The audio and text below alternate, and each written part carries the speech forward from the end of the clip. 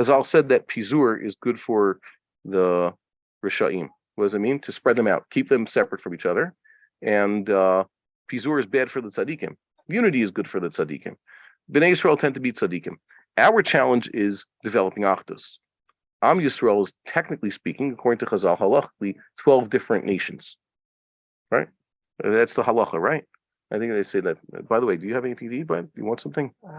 We had some really good rice there. I brought it because there's also, well, okay. There's some really good rice there, and cans of tuna, and can of pickles, and the usual stuff in the fridge. There's cheese, eggs, and even cold cuts, but you're probably not going to touch any of that stuff. And the cabbage is in the fridge too. Okay, one bag has all those things except for the cabbage. Walk away with this. Okay, so just help yourselves. You know where the plates and forks are. So our challenge today is developing Jewish unity, bringing the Jews together. You know, we have a holiday. What's the holiday celebrating Jewish unity? You know, it's called Tu B'Av, because its tribes used to act very different from each other and thinking that they couldn't even intermarry. That was a real thing that they believed. They thought that even Moses had given a stamp of approval to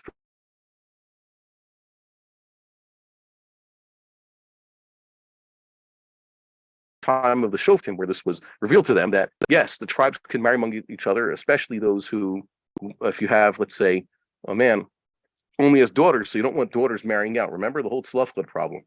So this was something that the Jews actually believed. Achdus is good for the Jews, and I guess false unity is bad for Rishayim and also for different nations. If the Tower of Babel story tells us one thing, look what it says. Have you guys noticed in the Torah? One guy asked me about this just 2 weeks ago.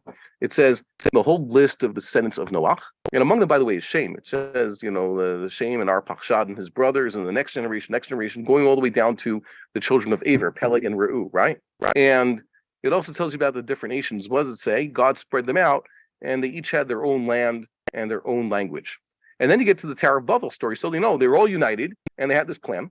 And then God, you know, spread them out. Sham hefitz Hashem hafitz.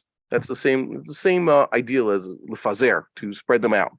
And then it goes back. It reiterates the line of Shem, but this time gives more details. It doesn't deal with siblings. It just says Shem's main son was Arpachshad, apparently his third son, and his son was Shelach, and his son was Aver, etc. Just sticks to one generation. Actually tells you their ages and stuff, because these men are the ones who are important. What's going on here? Why didn't it include these facts, especially about these generations? How many generations are mentioned, are repeated in the second story? Well, we have Shem and his age, Arpachshad and Shelach and Aver and Peleg. Basically, halfway to Avram Avinu, we could have just said, by the way, in that first story of the 70, I guess, nations that descended from Noah, we could have just had also mentioned, and by the way, Arpachshad was born when Shem was 100, and he had his son when he was, whatever, all those ages, and that's when he passed away. They could have combined it. Yet the story is interrupted with the Tower of Babel story. Why? So here's what I believe. Pizur is bad. Why? Because, Pizur is bad for the Jews, but it was good for these nations. Why? Because sometimes they make an artificial union, a confederacy. When the Goyim get together when they shouldn't, it's usually for the wrong purposes. Maybe they even have good intentions, but what happens? It's going to lead to bad. And God, I don't even think this is a punishment, has to break it up so that mankind not harm itself even more. And that's why I don't think what happened with the Tower of Babel is even described as a punishment. God says, let's come down to see what's going on. And he didn't kill them or do anything bad to them. He just dispersed them. Whereas, for example, with the generation of the flood, it seems that was a punishment. They had to repent. They were doing bad. And also what happened to the Sodomites, like we saw last week. God came down and basically said, are they going to repent or not? The Tower of Babel incident, what is it? It's a template for all the other times that you'd have these attempts of the nations of the world to try to unite for, let's say, a purpose that they think is better. What did Chazal say the point of the tower was? One of the classic midrashim. They wanted to build a tower because they didn't want to prevent another flood. Maybe to shore up the heavens, so to speak, hold it up so that there's not another flood. Basically, a natural disaster. Try to prevent nature as they see it from fighting against us. And this is a good thing. We will save the world because the world is in danger. What does this remind you of? It reminds you of everything the UN tries to do, the WEF and others. What are they trying to do? The world, the climate, the sky is falling, or the sky is falling apart. Like the atmosphere doesn't work anymore, the ozone layer doesn't work, whatever. Global warming, the atmosphere is going to kill us. So we have to all get together and do something Tower of Babel like to try to save the place. And the story teaches us that that is usually not what you should do. Okay? They think they're going to save the world, but really they're actually just getting into trouble, and they're making it worse. And then we introduce Abraham, the whole line of shame, to bring us to Abraham to teach us that what, if anything, should the nations do if they want to protect the world or do better in this world?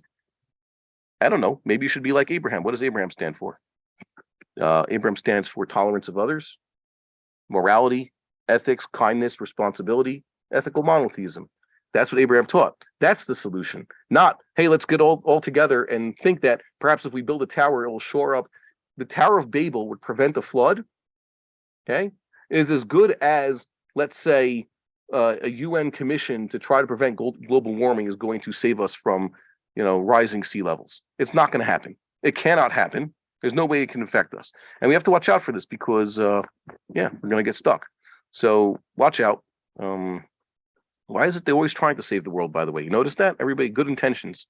Everybody has good intentions. No one has a villainous intentions, but it always goes the wrong way.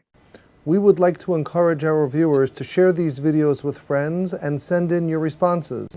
If you would like to obtain Birkon Nusach Eretz Yisrael or invite the rabbi for a speaking engagement, please email us at office@machonshilo.org.